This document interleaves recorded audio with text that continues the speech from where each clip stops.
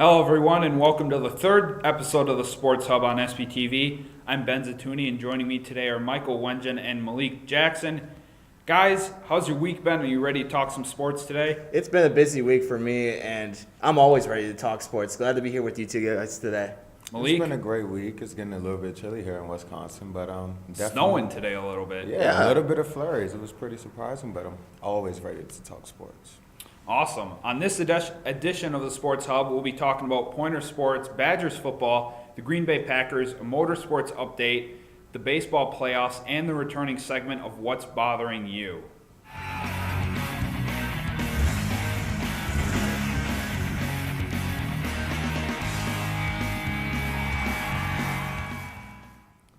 Pointers football team prevailed in a low-scoring game on Saturday against UW-Eau Claire to get a much-needed victory, winning 9-3. In a defensive battle, the Pointers defense was able to control the Blue Gold's offense enough to get the win, despite giving up 350 total yards of offense to the Blue Golds. Senior linebacker Ryan Strick led the Pointers defense with 10 tackles and 1 sack. Matt Yermansky led the Pointers offense and completed 15 of 26 passes for 114 yards and 1 interception. Backup quarterback Max Hero led the Pointers in rushing with 47 yards on 10 carries. He also completed his first collegiate pass in the victory. Christian Almonte led the Pointers in receiving with 58 yards on 4 receptions. Freshman kicker Victor Ponterio went 3 for 3 on field goals to seal the victory for the Pointers. So guys, what can the Pointers learn from this game? Michael? Well, I think they can learn that they can play with conference opponents. Granted, this was relatively weak UW-Eau Claire team that they were up against, but after last week's slow start against the Pioneers against Platteville, they were able to get off to a pretty consistent start. It looked like the offense was kind of clicking on all gears, but at the same time, they need contributions from everybody on both the running game and the passing game. And shout out to Victor Ponterio for going 3 for 3 on field goals and something Bouncing back after that terrible special teams debacle that the Pointers had last week against Platteville. Malik, what are your thoughts? I definitely agree with you. I believe that the field goals were very incredible, and it was really good for them to, have that down. But the defense has to continue to step up. I think that this is the focus point for this Pointers team this year. Their defense, they're getting takeaways, they're getting a lot of, open looks and things of that nature. But it's like they have to focus and do better on offense. Offense is what they have to focus on. They got to get better in that. They have to, I don't know if the offensive coordinator has to go down the field more, but in the UW Platteville game, they kept doing like bubble screen plays and just going in the middle, like rushing the ball. It just wasn't a fluid offensive scheme, so maybe they have to change some things up, and it has to come from up top with the coaches and the offensive coordinators, and I think that they'll improve going on into the future with the season. Yeah, as far as it goes for me, it was nice. What they learned is that if they get into another game like this, Ponterio is able to make the field goals, but at the same time they learned that, or hopefully they learned that they have some tough games coming up against Whitewater, Oshkosh, Stout, River Falls. Hopefully they learned that they're going to have to get their offense clicking, because against these high-powered teams like Whitewater and Oshkosh, 3 field goals isn't going to win you many games. No. So Malik kind of touched on it, but are you guys concerned with the defense giving up 350 yards of total offense to Eau Claire? Oh, yeah, I'm definitely very concerned about that. With how much yardage the Pointers defense has given up, mostly it has been on the passing side, but on the ground, too, they got to also stop the run as well. And these past couple of games so far, it's been kind of a struggle for them to keep up with the receivers and really play some strong coverage on defense. So 350 yards of offense against the UW-Eau Claire team given up, it's kind of a little bit of a red flag, I think, for the Pointers defense, and they really need to step it up for the next game against UW La Crosse. Malik? They definitely have to step it up. The defense, like I said, is the focus point of this team, and letting that many yards giving up is something that they really have to improve on. But going into the future, they have to focus on getting more takeaways and stopping the run, like Michael attested to. Because if you get a running game going, especially going up against a big powerhouse team against UW Whitewater, this is not going to happen. 3 field goals is not going to cut it. You have to stop teams. You can't just hold them to 3 points. Yes, that was good, but that's not going to happen against Whitewater. So I think they have to improve on that, especially for conference play, to try to get to the championship if they want to get to that point. I definitely agree with all three of you guys, and it goes back to what I was saying before. If you give up 350 yards to teams like Whitewater and Oshkosh, you're not going to win very many games. Pointers' next game is this Saturday on the road against UW La Crosse. After going 1-2 at the UW Whitewater Dig Panici Classic over the weekend, the Pointers women's volleyball team was back in action last night on the road against UW Oshkosh. The Pointers jumped out to an early lead by winning the first set 25-20. The Titans responded in the second set, but the Pointers squeezed out a tight second set win, 25-23. They sealed the victory and the sweep with a 25-18 win in their third set. April Gale once again led the Pointers with 22 kills and 17 digs. They're now 16-9 on the season with only 7 matches left. So guys, what kind of run can they get on with only 7 matches left in the season? Malik? I think they're going to go on a phenomenal run. April Gale has been phenomenal throughout the entire season. I think she's going to keep it up. I think that they'll probably win 5 out of the next 7 games, and continue to be consistent and try to learn to continue to stay focused and know their part and know who they truly are as a team. Michael, your thoughts? Yeah, looking at this team overall, this season has been really great so far with how much the team overall stepped up. Obviously, again, as we mentioned, April Gale leads the team in kills, but looking at the rest of their lineup, you got players from all grade levels, and they're all really stepping up here against some really tough opponents. I mean, they lost a few matches again this season that they should have won, but even though the rest of their schedule looks to be kind of tough against some conference opponents, including, I believe, UW Whitewater, which is a team that they have really had some struggles with, there's a chance that they could find themselves playing for the WIAC championship at the end of the season and maybe try to find a spot in the NCAA postseason if they can. But they just got to keep playing the way that they have and winning every single set that they can. And if they do that, they should have a great chance down the road. So we kind of touched on it, but how can the team play more consistent in these last 7 matches? I think it's just all about getting out to an early lead. Definitely keeping your foot on the gas pedal and trying not to let your opponent get back into the set. It's going to really depend on how well the Pointers can finish out matches, whether it's in 3-set sweeps or 4 sets, or hopefully not having to close it out in a 5-set match. But we'll see how it goes for the team going down the road. Malik? I totally agree with Michael. I think closing it out and getting an early lead, getting those set games already set in stone, it would be so easy for them to do unless they have to buckle down and stop another team from coming back on the set. Is just too long and it's too much work. So continuing to stay focused and understand their core and understand what got them to the point in which they are right now, I think that will make sure that they have a successful season. They've had contributions from people on the team up and down the lineup all season long. So real quick, who needs to step it up in these last matches? Well, I think some of the underclassmen, really, especially the freshmen, really need to step it up here and really help out the upperclassmen. I think the program overall has worked well under Coach Coy, so we'll keep that in mind as they go down the road. Malik?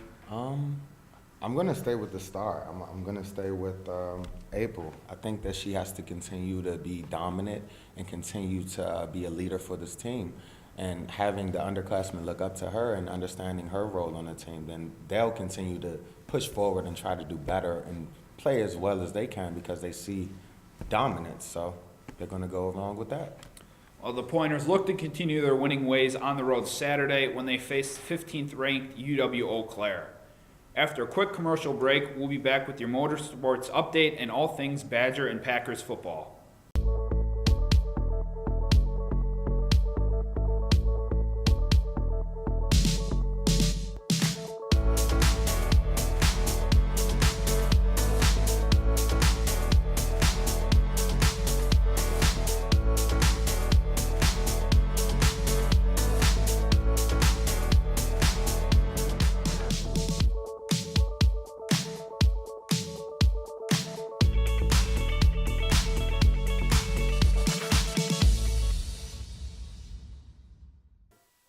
After a much-needed off week, the Wisconsin Badgers team was back in action Saturday. They took on the Nebraska Cornhuskers and led from start to finish, winning 41-24. Badgers' running game went off, rushing for 370 total yards.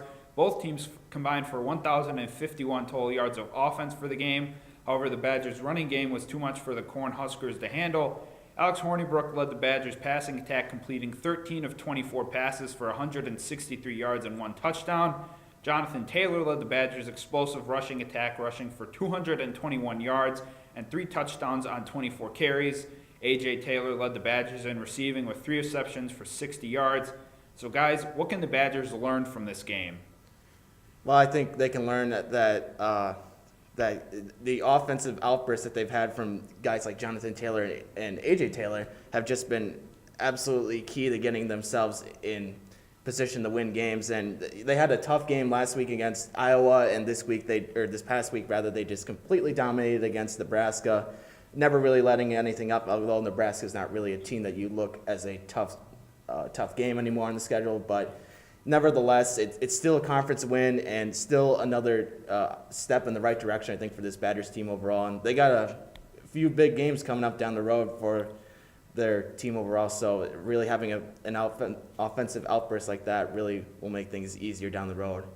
Malik? I'm going alongside with Michael here. I'm definitely focusing on Jonathan Taylor. I think he is the beast for this team, and I think going into this week along with AJ Taylor, they have to be the focus point. They have to continue to be progressive, and they have to go up into Ann Arbor this week and show their worth and show why the Badgers are here to stay and show why they need to be the best that they can possibly be. And Jonathan Taylor is amazing. You know, everybody talks about him in the Heisman watch, and he just has to continue to stay consistent. Continue to show why this world knows why he's on the map to be the starting running back or go high in the draft next year if he decides to leave. But we'll see. Yeah, I think the most important thing is the importance of needing to start fast. You can't take a quarter and a half to get the offense rolling against Michigan, because that might be too much of a delay and the ball game could already be over. So it was nice to see them capitalize against a lesser opponent like Nebraska. Next question, can Jonathan Taylor break the all-time FBS rushing record for a single season? Malik, we were talking about this before the show. We were. I think that it's not a far shot, especially having like 874 yards right now. And he had about, 25 carries last week. Giving him a workload like that and him to continue to perform that way, I give it a shot. I think he could possibly do it. Michael? I think he has an opportunity to break that record, but however, he needs to have performances like he did against Nebraska in every single game in order for that to happen. But realistically, it's not a long shot. You know, there could be a chance he also could be up for the Heisman Award or Heisman Trophy Award at the end of the year as well. Yeah, I think he has a very good chance to break the record. That offensive line in Wisconsin is as good as any offensive line unit in the country, but like I said before, they can have slow starts, and he needs to continue to hold on to the football. So talking about this weekend's game, what are some X factors that you guys are going to watch for against Michigan this weekend? Michael? I think definitely for me, I think I'm going to be taking a look at Alex Hornibrook and how he can handle that Michigan defense.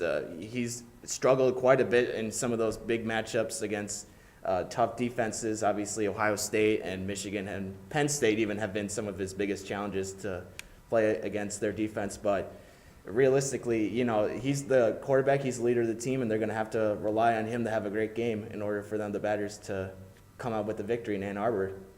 Malik? I'm going on the coach's side of things. I think this coaching duo or battle this week is going to be very important to the success of the teams. You have to have good play calling, along with knowing what the defensive schemes are that Michigan is going to throw at them.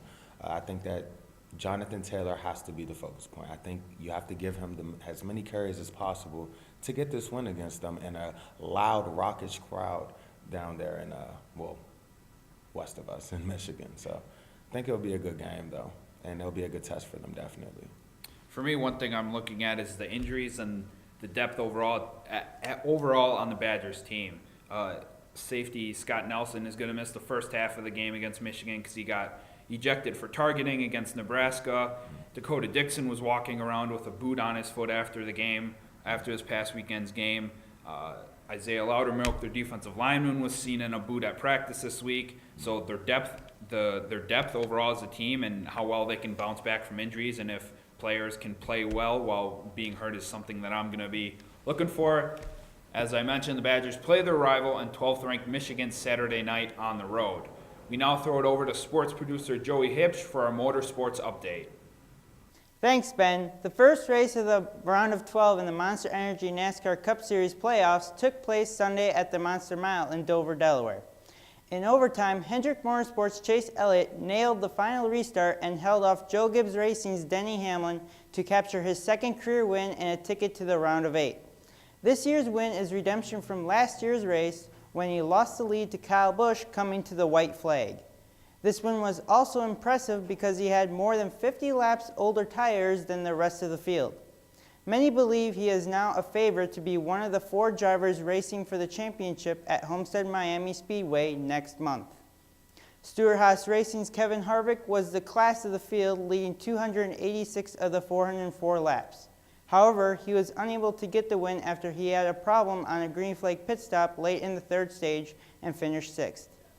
Multiple playoff drivers were involved in a wreck on lap 397 when Eric Almirola got tight out of turn 2 and then spun Brad Keselowski into the outside wall, collecting others. Eric Almirola, Clint Bowyer, Kyle Larson, and Alex Bowman are the 4 drivers currently below the cutoff line for the next round of the playoffs. The Cup Series now heads to Talladega Superspeedway for the second race in the round of 12. Team Penske has won 5 of the last 6 Talladega races, while Ford has won 7 of the last 8. The final race of the round of 12 in the Xfinity Series playoffs took place Saturday at the Monster Mile. Joe Gibbs Racing's Christopher Bell earned his rookie record 6th win of the season by holding off Stewart-Haas Racing's Cole Custer. 7 playoff drivers finished in the top 10. Ross Chastain, Brandon Jones, Ryan Truex, and Ryan Reed were the 4 drivers eliminated from the playoffs. The Xfinity Series is off this weekend, while the Camping World Truck Series is back in action this weekend for their round of 8 elimination race. The Monster Energy Cup, the final Supercross event of the year, is this Saturday at Sam Boyd Stadium in Las Vegas. If one 450 class rider wins all 3 main events, they will win $1 million. Newly crowned 450 Supercross champion Jason Anderson, Kawasaki's Eli Tomac, and KTM's Marvin Musquin headline the 450 class. Along with the 450 class, there will be 3 other Supercross classes running that night. That is all I have for this week's Motorsports Update. I'll now send it back to our host, Ben. Thanks, Joey. The Green Bay Packers suffered their second loss of the season Sunday against the Detroit Lions, losing 23-31. The Packers' offense struggled to score touchdowns, while the defense struggled against the Lions' offense by giving up 24 points in the first half. However, the Packers would have had at least 13 more points if Mason Crosby didn't have the worst game of his career. He was 1 for 5 on field goals and missed his only extra point attempt. Aaron Rodgers had a decent game, completing 32 of 52 passes for 442 yards and 3 touchdowns. However, Rodgers lost 2 fumbles in the first half. It was the first time he's lost 2 fumbles in a game since 2015. Aaron Jones led the Packers' rushing attack for the 3rd straight game, rushing for 40 yards on 7 carries. Devontae Adams had a big game with 9 receptions for 140 yards and a touchdown. Guys, besides special teams, the special teams problems in this game, what else went wrong for the Packers? Michael? Well, I think a lot of things went wrong for them, especially on the offensive side. They had over 500 yards total on offense, and they weren't able to capitalize on opportunities to score. It's ridiculous. The blame shouldn't all go on Mason Crosby. It's also should go on the offense for how much they had the opportunity to really get some points in the end zone and in the red zone rather, and they didn't capitalize on that. So realistically, Crosby should have some of the blame, but the offense really did not step up all that much this game. Malik? Going alongside what Michael was saying, with Crosby, I don't think that you can place all of the blame on him. Losing 2 fumbles, that is not Aaron Rodgers-esque at all. That he's a top performer, top quarterback of the league. Having these type of games, you cannot possibly have these type of games, especially against the Detroit Lions, who is a rival to you all. I'm going to the running game, though. I didn't understand how you all you have to get a running game started for Aaron Rodgers to open up the passing game for him. Because if he's taking this many throws and having this much success throwing the football, it has to be other avenues for him to go to. So if the defense isn't performing well, the running game isn't performing well, it's a lot of pressure on Aaron Rodgers to perform at his peak. And he's not even 100%, I don't think. And I still think that he's playing through that, you know, the need. But he's a little bit more mobile. He's getting better. He's getting more, you know, getting a little bit more comfortable this year. But the offense of play calls have to be better. So I'm going to go that way with that one. Yeah, for me, there's two things. One, why Mike McCarthy doesn't or refuses to make Aaron Jones a starting running back. He's the best running back out of the three with Jamal Williams and Ty Montgomery. He's the most dynamic. He can turn a 2-yard carry into a 10-yard carry. That was evident on Sunday. He may not be the best pass blocking running back, but I just don't know why they refuse to have him as a starting running back. And also the secondary. I don't know what Clinton Dix has been doing this season. There was that one long touchdown pass that the Lions had in the first half where he totally got stiff-armed to the ground.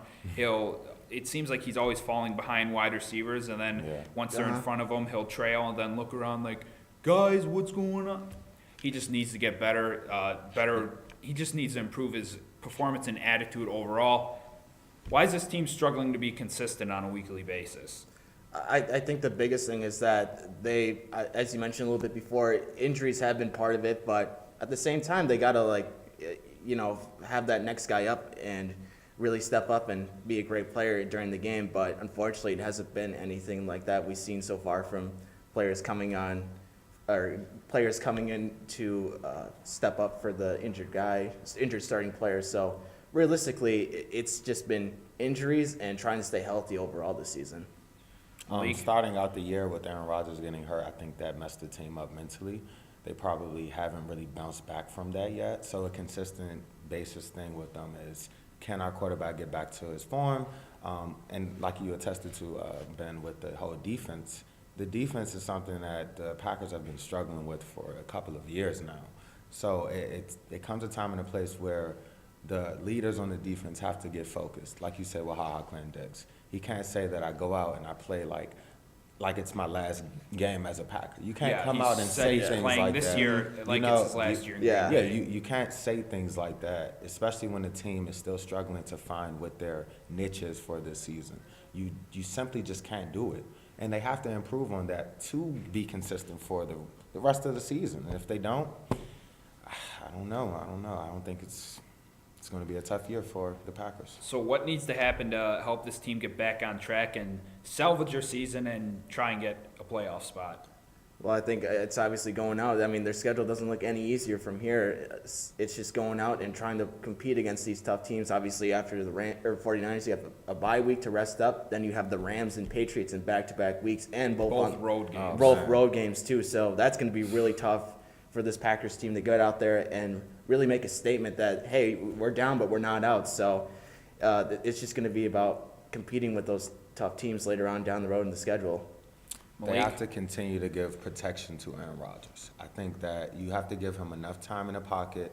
He does always go out of the pocket and creates plays and just does fantastic things because that's Aaron Rodgers. But somebody else has to show up on the team. Somebody else has to prove themselves, become the leaders for the Packers to be a contender in the NFC, because the NFC is so very competitive right now. And so you have to improve on those things. If you don't, the season's going to go down the drain, and the greatness of Aaron Rodgers, yet another year, might go down the drain. Well, the Packers look to rebound Monday night at home against the 49ers. Kickoff is set for 7:15. After a final commercial break, we'll be back with MLB postseason and What's Bothering You segment. UW-Stevens Point is home. It's a university where professors know your name and get you involved in research. They inspire us to realize big dreams. At UW-Stevens Point, sustainability is what we stand for. Our beautiful campus encourages exploration, developing new fields, and problem solving for the real world. It's a great place to launch your career. UW-Stevens Point is home. Apply today at uwsp.edu.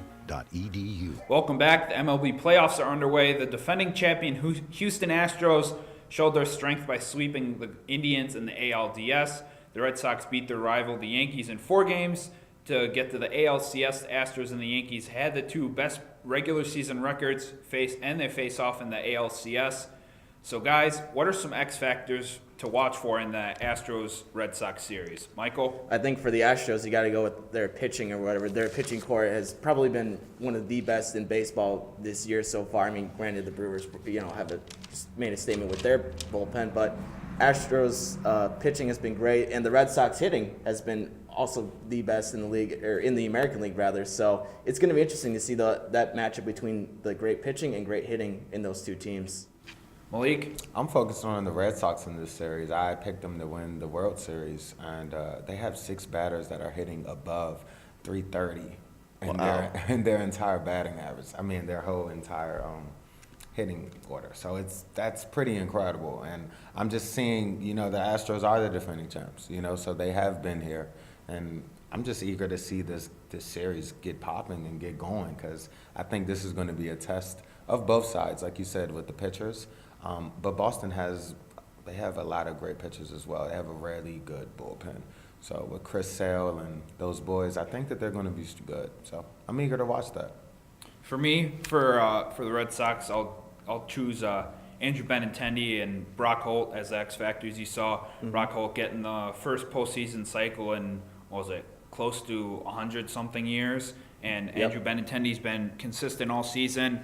For the Astros, it's going to be Garrett Cole and Justin Verlander. If they can, if both of them can have great starts and the Astros can get some decent run production, that would greatly help their series.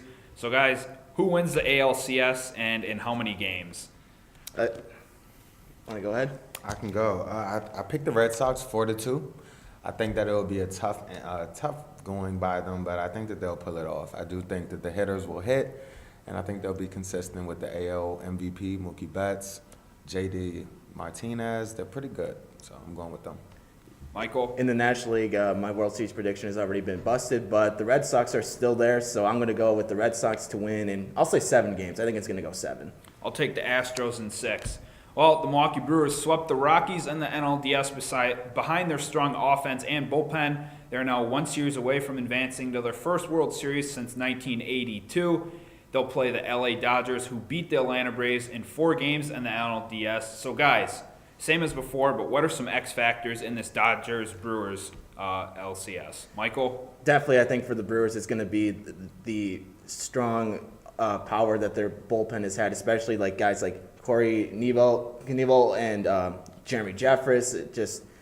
Just how, and of course Josh Hader too. You got to throw his name in there as well. Just how great their bullpen has been this year, one of the best in baseball. And I think for the Dodgers, it's obviously going to be more of their offensive powers. So again, it's another one of those pitching and hitting matchups. I think that's going to be really great to see. Malik? The same like what I said with the Red Sox. I'm going with the Dodgers. They have 6 players also that are betting over 330. So it's going to be fun to see this. But the Brewers are so hot right now, I don't think anybody could possibly stop them.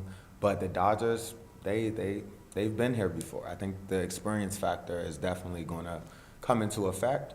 But we shall see. I'm definitely looking at the batters, though, with the Dodgers.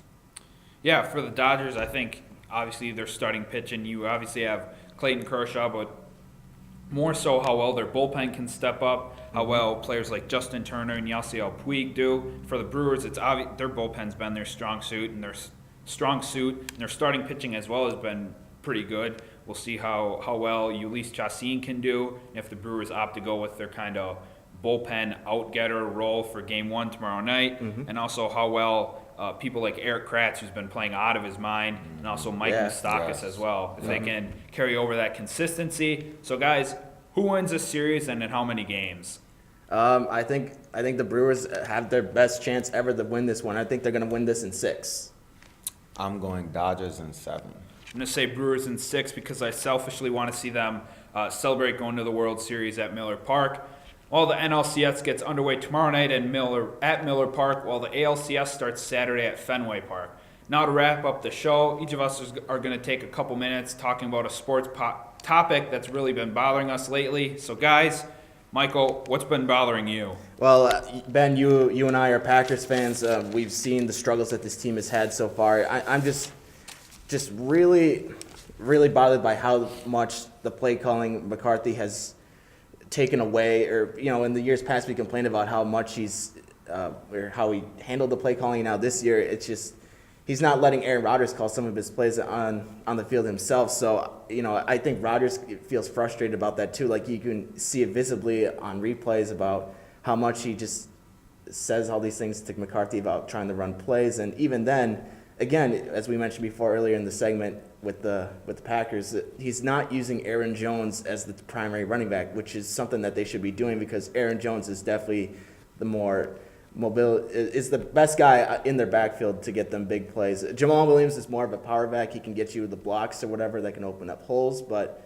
Aaron Jones is definitely the top guy that the Packers should be running the ball with, and McCarthy's not handling that offense very well, and even then it's looking like he's kind of worn out after 13 years of coaching with the Packers. So I'm just hoping that he can change it up, or otherwise it might be different seeing him gone maybe with the Packers. Malik, what's bothering you? I'm going to go with the rookie quarterbacks. I think that they haven't been getting a lot of credit. Baker Mayfield was the #1 overall pick. I don't think a lot of people thought that he should have been the #1 overall pick. A lot of people said Sam Darnold, especially on the draft polls and the draft list and stuff like that.